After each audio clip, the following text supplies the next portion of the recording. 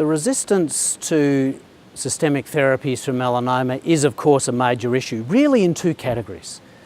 There's the resistance to targeted therapies, which happens in the vast majority of patients treated with targeted therapies. So understanding mechanisms of resistance is important to build rationale for novel therapies to overcome resistance. But of course, there's also resistance to targeted therapies.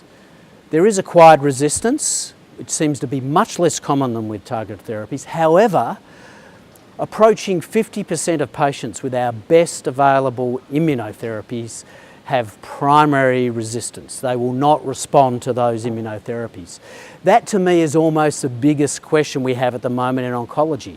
We're seeing in oncology remarkable results with PD-1 based therapy in terms of durability of survival following obtaining response.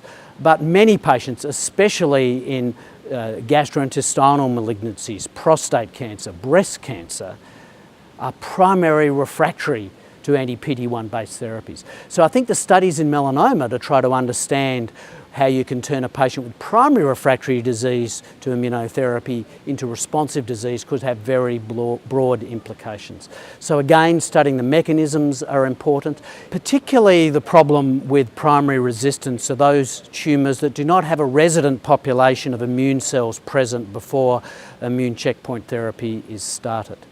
And there are strategies under investigation to try to overcome this with oncolytic viruses, with sting agonists, interestingly with combination with targeted therapies, all of which are strategies that can take a so-called cold tumour and induce a lymphocytic CD8 T-cell infiltration.